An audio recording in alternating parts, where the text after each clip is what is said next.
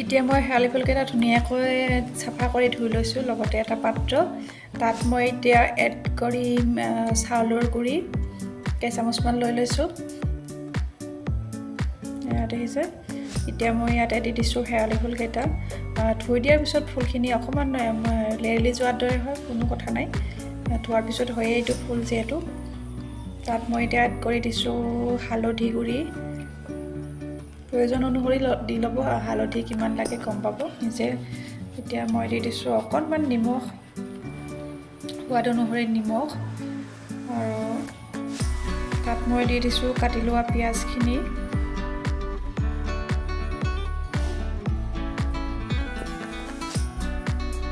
ধুনীয়াকৈ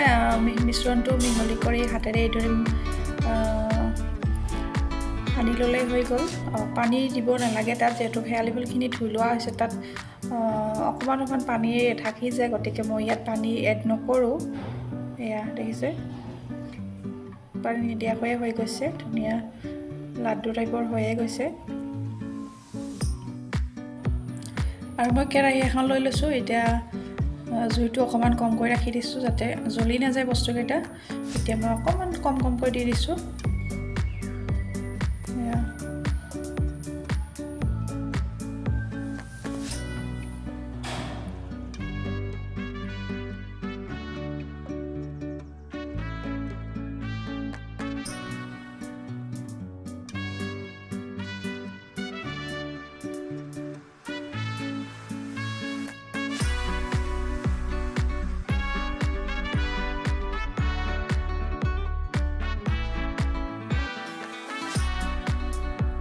এয়া মোৰ হৈ গ'ল শেৱালি ফুলৰ পকৰি আপোনালোকে এইদৰে ট্ৰাই কৰিব পাৰে